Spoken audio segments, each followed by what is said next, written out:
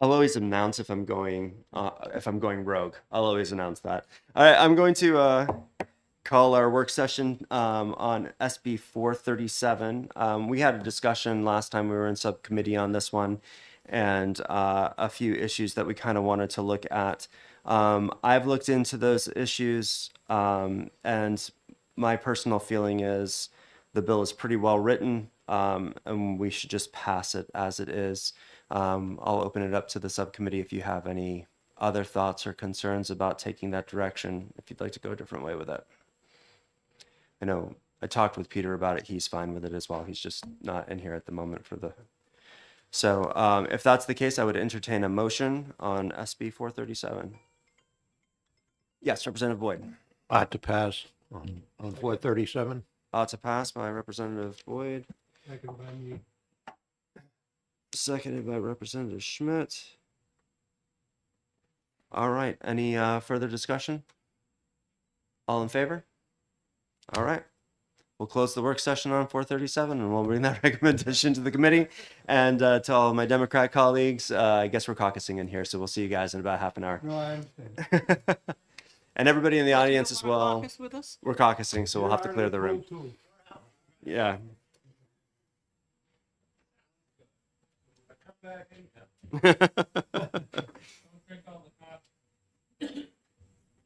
Nice doing business with you.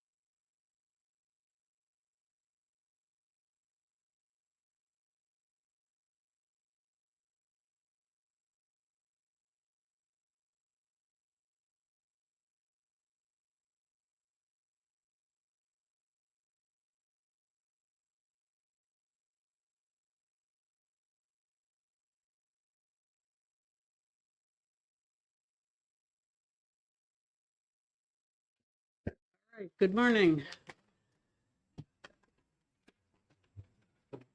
All right, we have two substitutes here.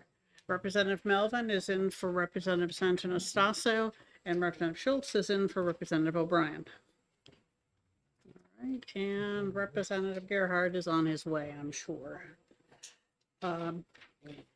We have two early bills that we need to get out, and I think we should take care of those first. So, on House Bill 439, I'm going to move inexpedient to legislate. Second. Okay. And I'll start by saying that we have always, this committee has opposed using the state's purchasing power or investment power for political, well, in this case, political posturing for a long, long time.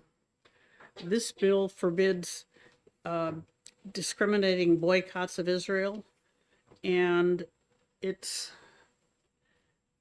actually ineffective because there's an executive order that prevents any of the executive agencies from doing so. This bill would not apply to the treasurer nor the retirement system because they're not executive agencies, so it doesn't apply to anybody, and it is purely put in as a making a statement. So I'm opposed. Representative Schmidt. Thank you, Madam Chair. I agree with your statement. Also, I think that when the testimony in presenting the bill to us was offered, the language, well, the statement was made that this is codifying the governor's prior executive order, right? And I asked the question, and some of you who were there at the time may recall, I said, has anything happened since that executive order was issued that might influence a different take on what's going on with regard to a boycott and so forth and so on? And he kind of finessed the answer, but the bottom line is, in the meantime, we've had 6 months of a very destructive campaign in Gaza, which I think that's the thing that people are very upset about. The dying, the death, the killing, the destruction that's going on in Gaza. And that has nothing to do, in my opinion, with a legitimate right of people to protest those actions. It has nothing to do with a legitimate right to disagree with the executive actions of the Israeli government. That's not the same as being anti-Semitic, but the language of the bill refers to anti-Semitism repeatedly. That's not what this is about, and so forth. So I think this bill does not work and not appropriate, and I wholeheartedly endorse the idea of voting ITL. Thank you. Representative Lekis. Thank you. I'm going to support the ITL. What I'd like to say is my vote has nothing to do with my views, which I have, on the situation in the Middle East, the actions of Israel, the Palestinians, and all of that. I just don't want to see the procurement system being influenced by whatever the political winds of the day are. And it should, in my view, it has one and only one job, and that's to get the best deals for the taxpayers in New Hampshire in any purchasing, contracting, or whatever. So that's my reason for supporting it, separate from anything about the issue of boycotts or any of that. Okay. Anyone else? Representative Dolan? Thank you, Madam Chair. I'm not going to support the ITL, although I agree with the position of the chair that this procurement system should not be contaminated with these types of things. But I don't want it to be misconstrued somehow that we're sending a message of support to to Hamas and their activities, so I'm going to be voting against the ITL. All right. Okay, anyone else? Representative Simon? Thank you, Madam Chair. Just briefly, yes, I won't be supporting the ITL either, although I do 99.9% of the time agree with the position that you've intimated. And I've struggled with this one, honestly. I see the arguments on both sides. Making the call last minute because I was on the fence right up until now. And I guess I land here simply because, yes, we don't typically deal with international affairs, but our federal government, who does deal in international affairs, has taken a position on this, and they continue to support Israel. It's an ally of ours who is, at this point, whether you agree with it or not, which I respect people's ability to have their opinion on what's going on, and what's right and what's not right. But they are in a state of war. And so for people within our country to be boycotting an ally of ours who are in a state of war just doesn't seem like a precedent we want to set either. So for that reason, I won't be able to support the ITL, even though, yes, almost always I would fall in line with the arguments that you've made. Okay. Anyone else? Yes, Representative Gould. Thank you, Madam Chair. I just want to briefly say that my vote will be in support of ITL because of the responsibility it would put on our procurement officers to try to understand what the politics of various corporations are. It can be very complicated. My personal views are what they are, and they support who they support, but I just don't see that tangling up with what we require our procurement people to do in the division, in the state. Representative Brown? Thank you, Madam Chair. As you know, I will not be supporting ITL, and I think probably Representative Simon and Dolan probably already said where I stand on that issue. I would like to comment, Representative Schmidt. I always appreciate and respect what you say at great length, and I thank you. I don't think that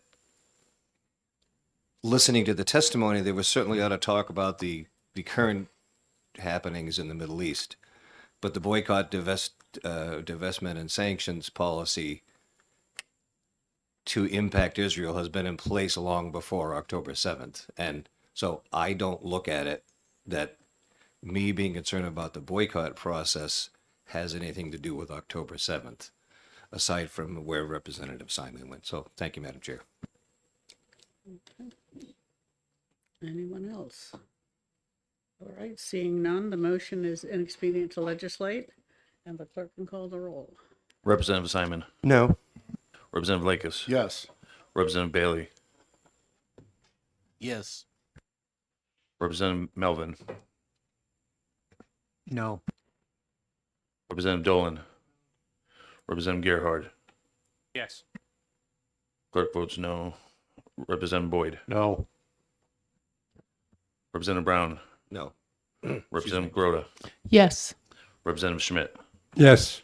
Representative Goley, Yes. Representative Schuett, Yes. Representative Schultz, Yes. Representative Davis, Yes. Representative Fitzpatrick, Yes. Representative Gould, Yes. Representative Smith, Yes. Representative Mangiapudi, Yes. and the chair. Yes. 14 yea, 6 nay. All right, motion passes 14-6. It will be on the regular calendar. Is someone going to write a minority report?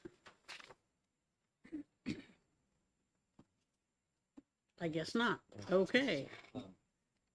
Excuse me?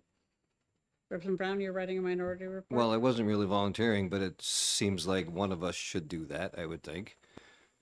As 6 people voted for it, so I guess, yeah, I am. So you are You are volunteering for that. No, but I guess I will do. Yes, all right, thank you. And committee reports are due today, so start writing. Which is why I didn't volunteer, girl. Okay, that's the first of the early bills. The second one is Senate Bill 480. And Representative Grota, you have a motion? I do. I'd like to move amendment 2024-1568H. And 480. And I'll second the motion. All right. 480. What was the amendment number again, please? 2024-1568H.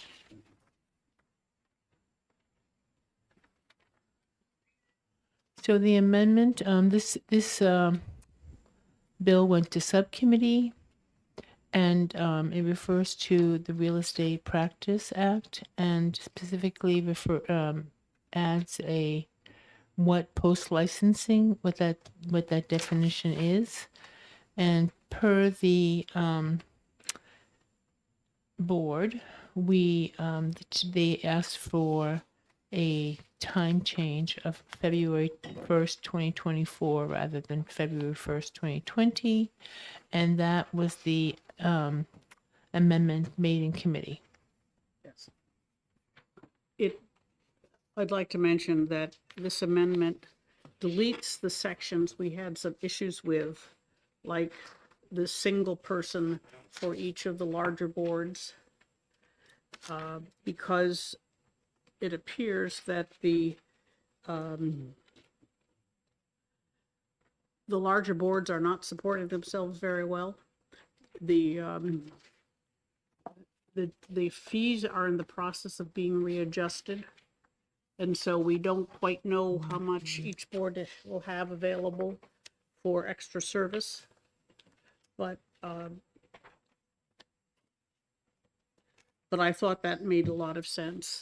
And also, Director Courtney was concerned that having one person dedicated to each board would create a single point of failure, because that person would do everything and nobody else would know how things ran or how to answer the questions. And so she was opposed to the idea, particularly it being mandated. If it turns out that it is a good idea to have a dedicated person or two for one of the larger boards, that's well within the OPLC's authority to manage the people they have working there.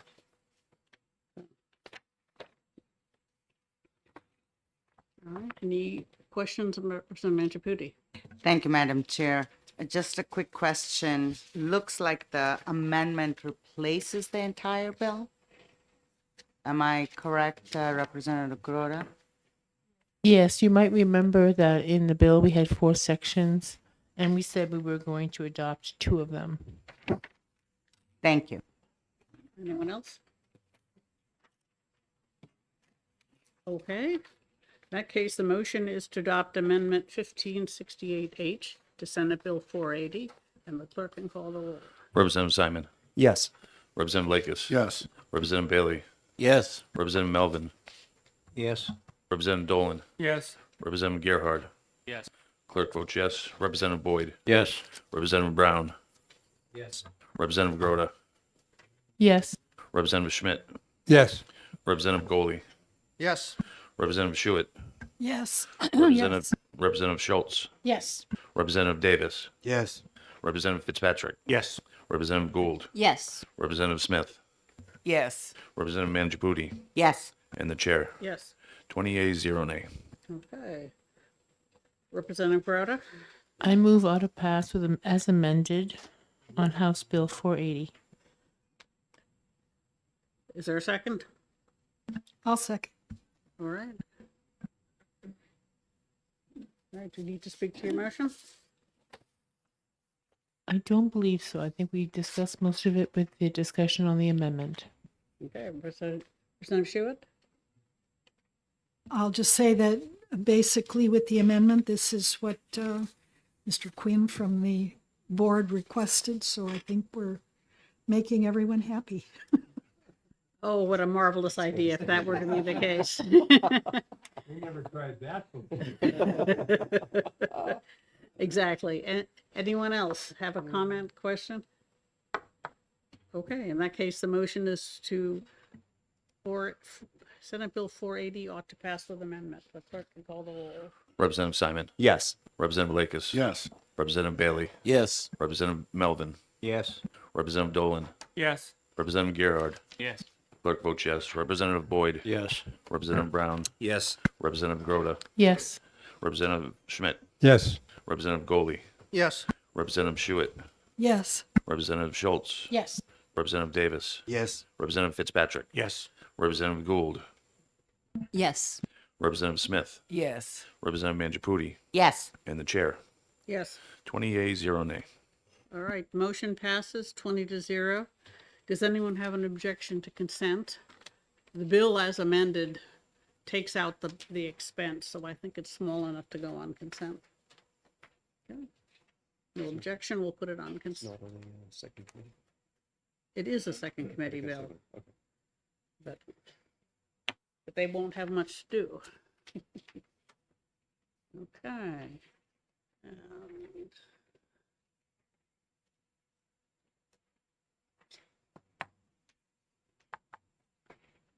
okay, let's try Senate Bill 437, since we've got several people here for that one.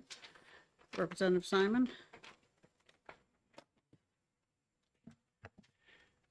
Thank you, Madam Chair. The subcommittee took a look at this bill, and we are moving ought to pass.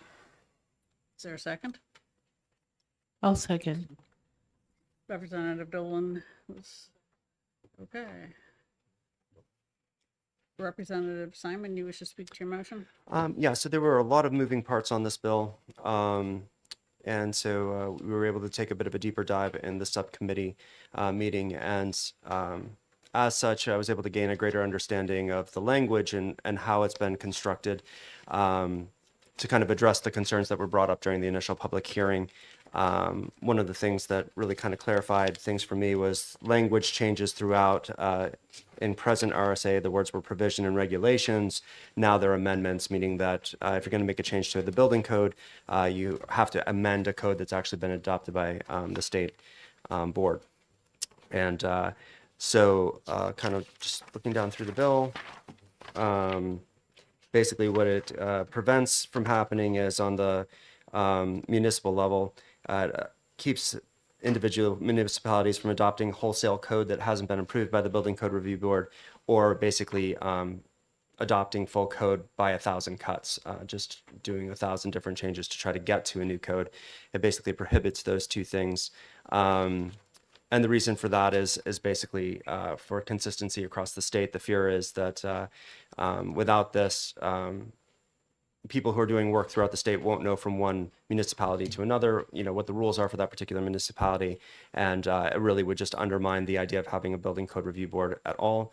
So basically just says that if you want to have a rule that's more stringent than one that the building code review board at the state level has adopted, that just needs to come to the building code review board at the state level to be looked at and to be confirmed that it meets the criteria. And if it hasn't gone to the Building Code Review Board within 60 days and had that confirmation happen, then it's not effective on the state level. It can't be, so what I'm looking for. Enforced, thank you. It can't be enforced on the local level. So it would give private citizens a right to civil action if a town was trying to enforce a code that had not gone through the legal process.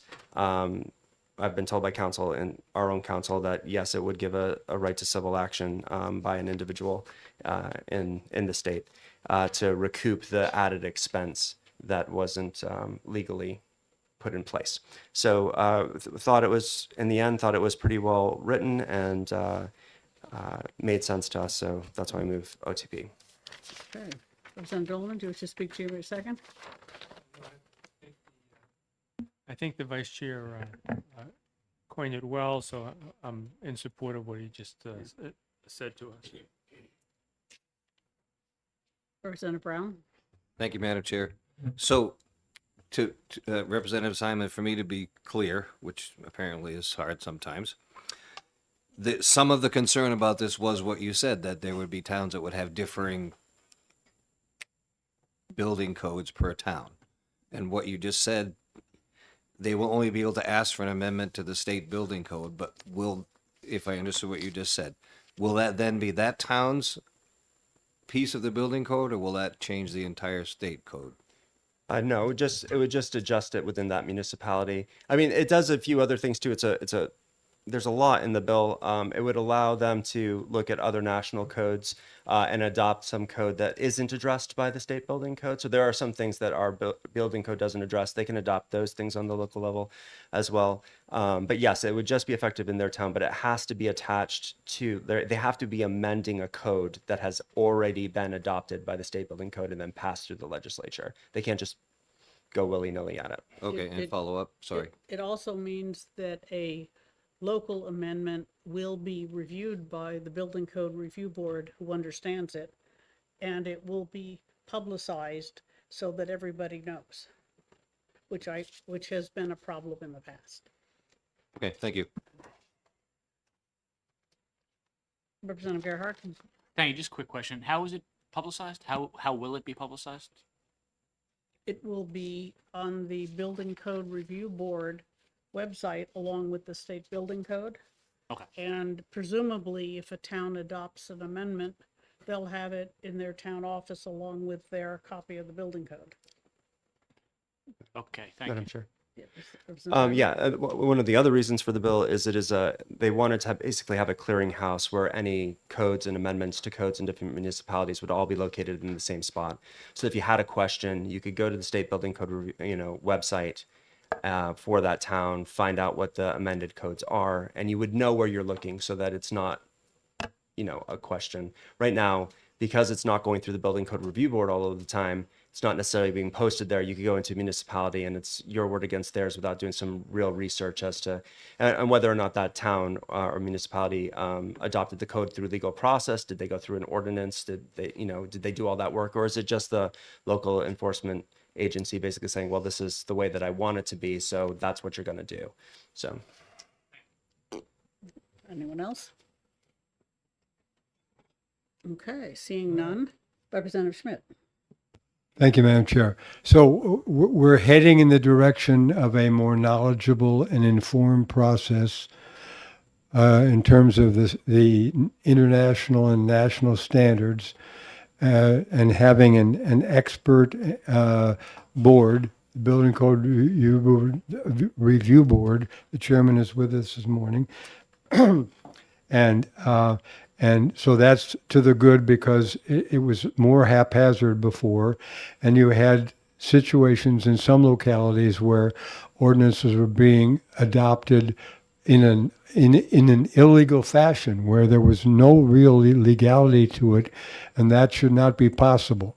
And this is one of the things that this would get rid of. So this is definitely a step in the right direction in terms of giving localities more of a handle on the way that things need to be done, and more confidence in the standards that are being promulgated, because they've been reviewed by the Building Code Review Board before they're promulgated at a state level, and a locality cannot trump the state code. That you can have more stringent standard, but you can't say we don't want that. Okay, so this is definitely an enhancement of the overall process. Okay, thank you. Anyone else? Representative Gerhardt and then Brown. Just a quick question. Did you say international? This is international codes that we're adopting? Yes, some of them are. International meaning the United States and whoever chooses to go along with us. Thank you. Thank you, Madam Chair. So for Representative Simon, from the subcommittee, so it is possible that 10 municipalities could have a slightly different code than the state code, or 20 municipalities, or 30. technically all of the municipalities. Or yeah. all of them. But Right. yeah, but it would have to be an amendment to a specific code that has already been adopted by the Building Code Review Board and subsequently passed through us. So we would have to vote on that. But yes, they can amend that to make it a little bit more restrictive if they want to. But yes, more stringent. Sorry, thank you for the clarification. Yes, but it would still keep it within the same code. Okay, and follow up. Follow?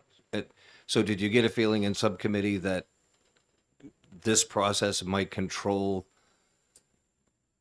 so much inconsistency throughout the state that there might be 100 municipalities with a different code because of this process? Yes. Okay, Representative Schuett and then Lucas. Thank you, Madam Chair. I do have, I guess you'd call it a question for Representative Simon. Is this similar to, from time to time, in my town, we vote on updating our zoning codes, and it will state to conform better with state standards. Is that the idea of the same thing with this? No, well, it wouldn't be to conform with state standards because the state building code applies. It would be to make a special distinction for Pembroke that is not applicable to the state.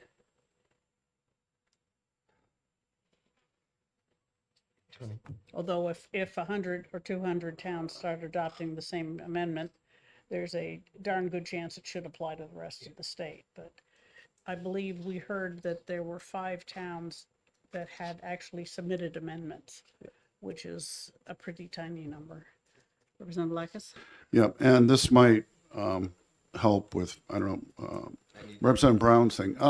My understanding of the history, and please, anybody who's been here longer, correct me if I'm wrong, is that there at one time there was no state building code, and every town could adopt their own set of rules on building.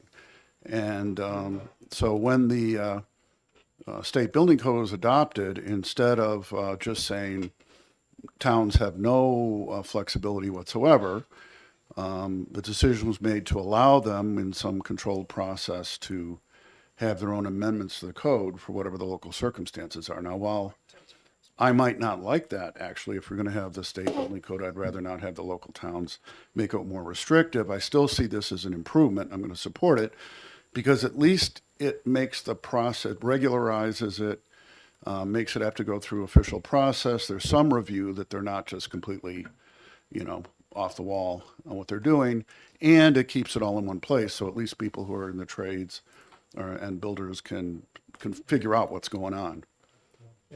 Representative Simon? Yeah, I was going to mention that as well, Representative Brown.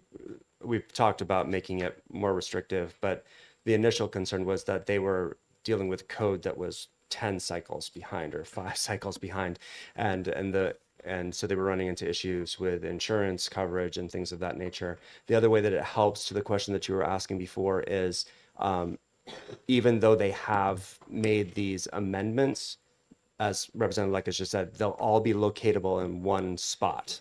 So the state knows what those are. Builders can go and find out what those are. They're not going to show up on site and have the local code guy basically just throw something at them without them having any ability to go verify whether that's gone through the legal process.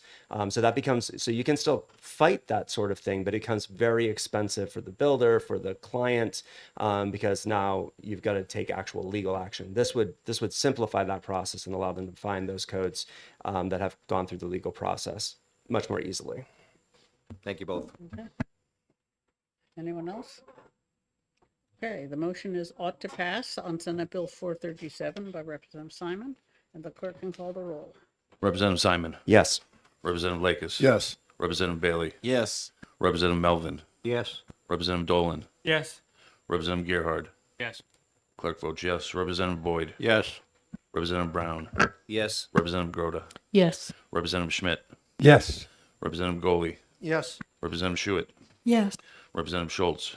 Yes. Representative Davis. Yes. Representative Fitzpatrick. Yes. Representative Gould. Yes. Representative Smith. Yes. Representative Mangiapudi. Yes. And the chair. Yes. 20 yeas, 0 nay. Okay. Motion passes 20-0. Is there any objection to consent? Seeing none, we'll put it on consent. And, all right.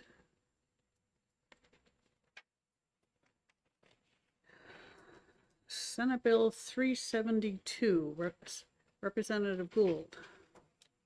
Thank you, Madam Chair. I have an amendment which actually came to us from the Senate. Senator Murphy had drafted the amendment and I got it changed to a House amendment.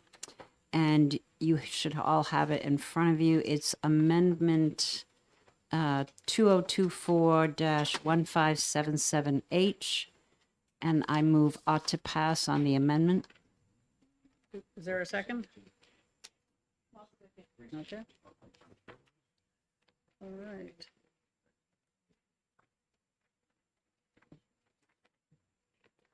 All right. Representative Groder, do you wish to speak to your second? I do not think so.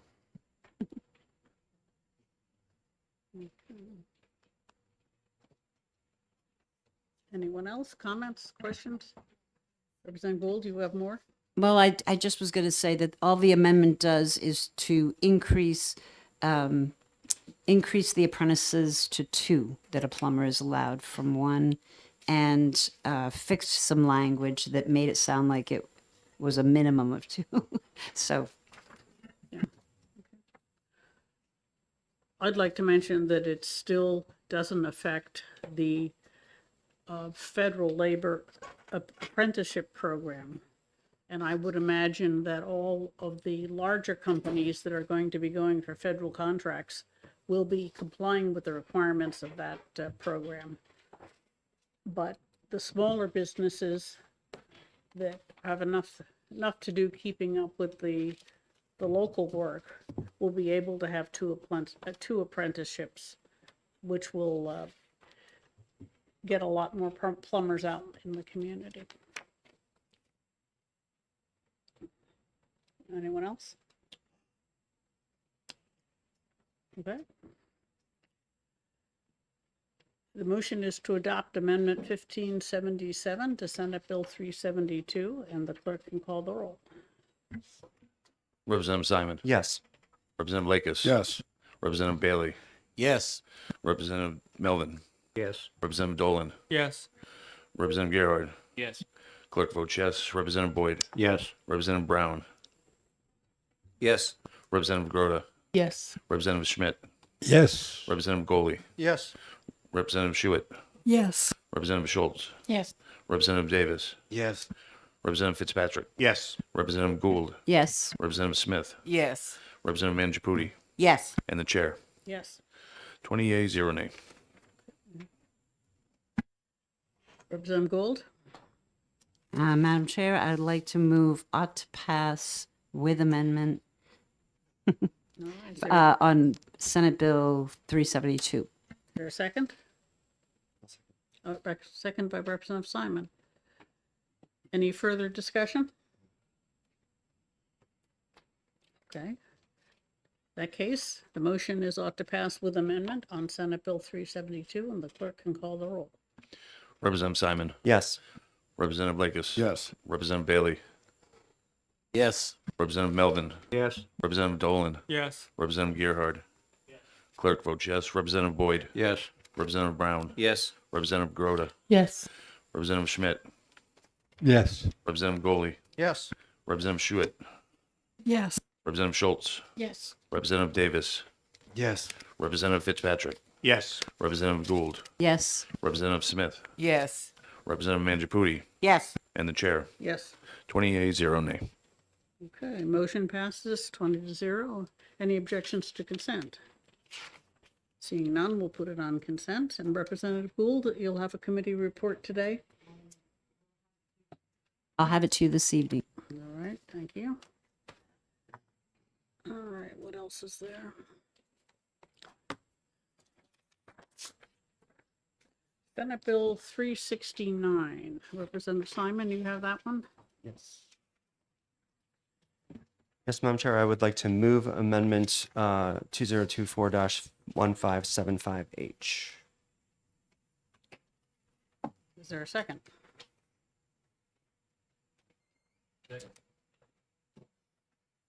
Okay. Representative Simon, you wish to speak to it? Yeah, so the amendment is very simple. In the original bill, it made it sound like we were going to leave public comment open, like verbal testimony open for 10 days, which seemed unworkable, that people would be able to show up for 10 days and testify verbally. So this just splits up Chapter 7 and Chapter 8 into basically saying that you can give spoken comment, and that the written testimony will be open for submission. It was 7 days. We changed it to 10 days because that's the general practice with the ability to submit written testimony. So we felt like maybe that was not the part to speed up, but to allow the public ample time. We sped up some of the processes. The regular bill speeds up some of the processes, and the rest of the process. Sorry for using the same word 4 times, but it only changes it to 10 days here. So that was the amendment. Okay. Representative Brown, you wish to comment? No, thank you. Okay. Anyone else on the amendment? Okay, the motion is to adopt Amendment 1575 to Senate Bill 369. And the clerk can call the roll. Representative Simon. Yes. Representative Lakis. Yes. Representative Bailey. Yes. Representative Melvin. Yes. Representative Dolan. Yes. Representative Gerhard. Yes. Clerk votes yes. Representative Boyd. Yes. Representative Brown. Yes. Representative Grota. Yes. Representative Schmidt. Yeah. Representative Goley. Yes. Representative Schuett. Yes. Representative Schultz. Yes. Representative Davis. Yes. Representative Fitzpatrick. Yes. Representative Gould. Yes. Representative Smith. Yes. Representative Manjaputi. Yes. And the chair. Yes. 20 yeas, 0 nay. Representative Simon? Thank you, Madam Chair. I would like to move ought to pass with amendment. I'll second. Okay. Who wish to speak to your motion? Yeah, this was a bill that we passed last year, but the governor had some concerns with it as it was written last year. So this bill has addressed that. We believe it's addressed those concerns, having to deal with special exceptions for emergency hearings and disciplinary remedial proceedings, things of that nature. So we've created some exceptions for those issues. We think it'll be agreeable to the governor at this point. So we're moving ought to pass. Representative Grota? I believe that's Representative Simon explained it well. Okay. Anyone else? Questions, comments? All right, seeing none, the motion is ought to pass with amendment on Senate Bill 369, and the clerk can call the roll. Representative Simon. Yes. Representative Lakis. Yes. Representative Bailey. Yes. Representative Melvin. Yes. Representative Dolan. Yes. Representative Gerhard. Clerk votes yes. Representative Boyd. Yes. Representative Brown. Yes. Representative Grota. Yes. Representative Schmidt. Yes. Representative Goley. Yes. Representative Schuett. Yes. Representative Schultz. Yes. Representative Davis. Yes. Representative Fitzpatrick. Yes. Representative Gould. Yes. Representative Smith. Yes. Representative Manjaputi. Yes. And the chair. Yes. 20 yeas, 0 nay. All right. Motion passes 20-0. Is there any objections to consent? All right, seeing none, we'll put it on consent. Okay. And Representative Grota, you've got the last two. Yes, I'd like to move Amendment 2024-155H to Senate Bill 306. Okay. And I'll second this. The amendment adds a definition for manufacturing housing dispute resolutions, which was not in the original bill and would be necessary to help in the process for these dispute resolutions. Okay. I don't think I have this I amendment. don't think I do either.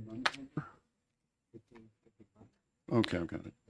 I've read it. 1555H. Okay, thank you.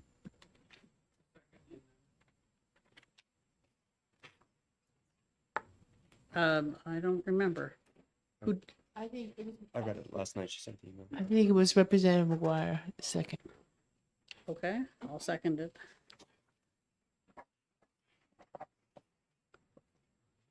Okay. All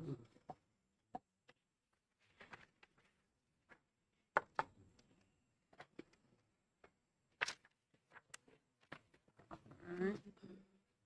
Oh, that's right, this, That's the- That's the definition. Right.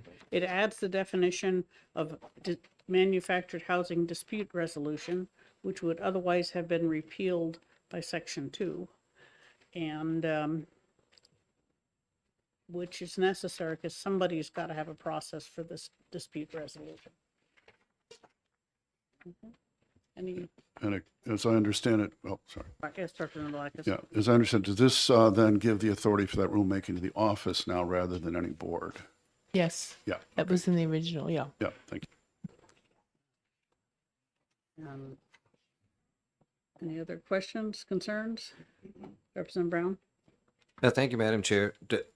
Does it replaces all of section 1 on the bill? So does that mean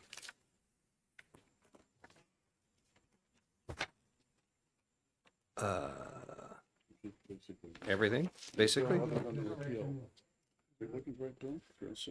Yes. Yeah. It basically Oh. replaces section 1 by adding a sentence to the Disregard. paragraph in Roman 2. Never mind. Thank you. Okay. Thank you, Representative Goley. And Thank you, representatives, for being helpful.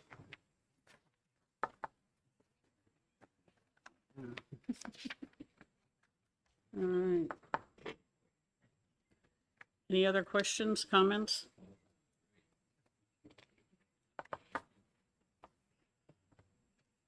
Okay. In that case, the motion is to adopt Amendment 1555H to Senate Bill 306, and the clerk can call the roll. Representative Simon. Yes. Representative Lakis. Yes, Representative Bailey. Yes. Representative Melvin. Yes. Representative Dolan. Yes. Representative Gerhard. Yes. Clerk votes yes. Representative Boyd. Yes. Representative Brown. yes, Representative Groda. Yes, Representative Schmidt. Yes. Representative Goley. Yes. Representative Schuett. Yes. Representative Schultz. yes, Representative Davis. Yes. Representative Fitzpatrick. Yes. Representative Gould. Yes. Representative Smith. Yes. Representative Mangiaputi. Yes. And the chair. Yes. 20 yeas, 0 nay. All right, we have adopted the amendment. Representative Gould?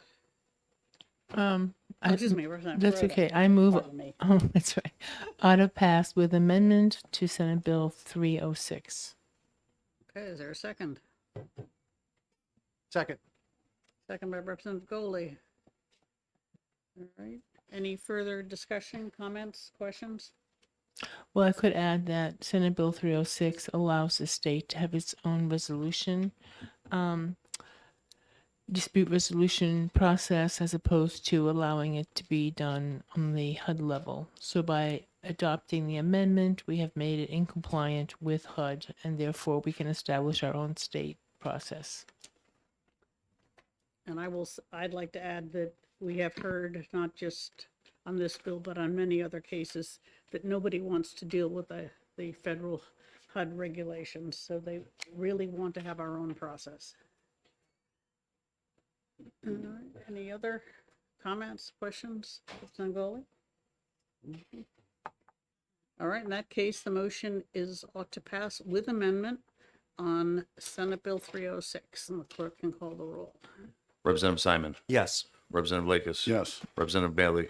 Yes. Representative Melvin. Yes. Representative Dolan. Yes. Representative Gerhard. Clerk votes yes. Representative Boyd. Yes. Representative Brown.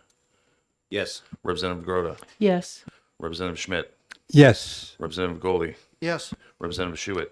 Yes. Representative Schultz. yes, Representative Davis. Yes. Representative Fitzpatrick. Yes. Representative Gould. Yes. Representative Smith. Yes. Representative Mangiaputi. Yes. And the chair. Yes. 20 yeas, 0 nay. All right, motion passes 20-0. Is there any objection to consent? All right, seeing none, we'll put that on consent. All right, finally, Senate Bill 485. Representative Groda? yes, thank you. Thank you, Madam Chair. So when the subcommittee met on Senate Bill 485, you might remember that we were to compare it to the bill that we had passed earlier, and that the House had passed earlier, that had been sponsored by Representative Brown, and I believe that number was House Bill 1385, sorry. So the committee wanted to make sure that what was in Senate Bill 485 that was different from Senate Bill 413, from House Bill 1385 would be considered. So we wrote the amendment, and the part that was unique to Senate Bill 485 was the digitally verifiable licenses. And the amendment is 1517, 2024-1517. However, I heard from both Director Courtney and I spoke with Commissioner Goulet this morning that digitally verifiable licenses are much more complicated than one would have originally thought. And we don't know what the cost would be. And there's only one state that's doing this. And it requires accessibility or data interface with other states to know what their credentialing is. So the long story short is I'm going to move interim study on Senate Bill 485 until we understand, we have a better clarification as to what's involved. Second by Representative Schmidt. All right. Representative Schmidt, do you wish to speak to your motion? Recognizing me. I think that there's some issues here. I'm going to ask Representative Grote right off the bat. What is the other state that is? I don't know. Oh, I you're don't not know sure. what- I'm Okay. sorry, I don't know. No. It would be helpful to find that out. But there are some issues here that need to be clarified before we can go forward. Maybe it's a good idea. I'm not sure. Too many unanswered questions. So let's do interim study. Okay. Representative Likas? Thank you. Yeah, I'm not going to oppose interim study. I'm just wondering, what is it that this bill intended to do that wasn't covered by the House bill? So the House bill and the Senate bill are both trying to assist in the licensing of of military folk. And so in the person that presented this part of the amendment, you might remember, is someone who owns a company that does this. So there was some concern that they may be the only company that do this, and we certainly wouldn't sign up with only one company.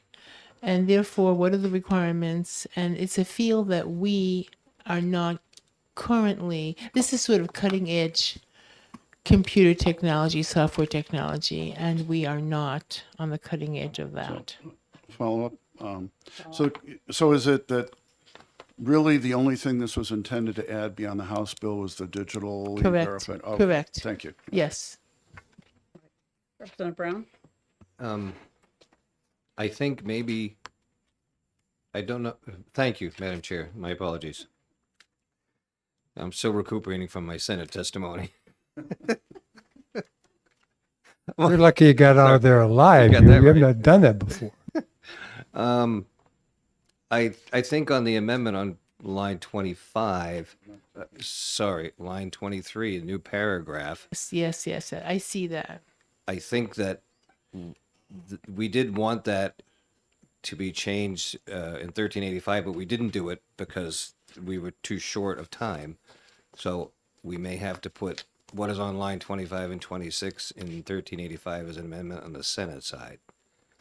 No, because we still have, if I'm not correct, this is not an early bill. So if you want me to draft an amendment that that basically eliminates section 1 and talks about, we do need something, we had talked about section 2, which is to allow the military education and the MOS related issue addressed. And we also wanted to adopt that all boards, not only those that are under OPLC, complete the rulemaking requirement. So if the committee wishes, I can submit an amendment and bring it next week for section 2 only, and we deal with digitally verifiable licenses separately at a later time. Is that amenable to the committee? So if I understand you correctly, you're suggesting that you include section 2, which is getting each board to decide what military occupation is related to their board, which we've been trying to do for several years and haven't had a lot of success. And it's not in 1385. It's not in 1380. So this would be a charge to the boards to do some of this work. Correct. Okay. So if the committee agrees, what the amendment would look like is amend the bill title by replacing it with the following, and we would just jump automatically to line 18, where we talk about training, education, and service. And we would leave out paragraph 1. Okay. Representative Blackus? Just a note, since you noticed possible continuing exec tomorrow, if OLS could get it in time, we could even do it tomorrow. That's just a possibility.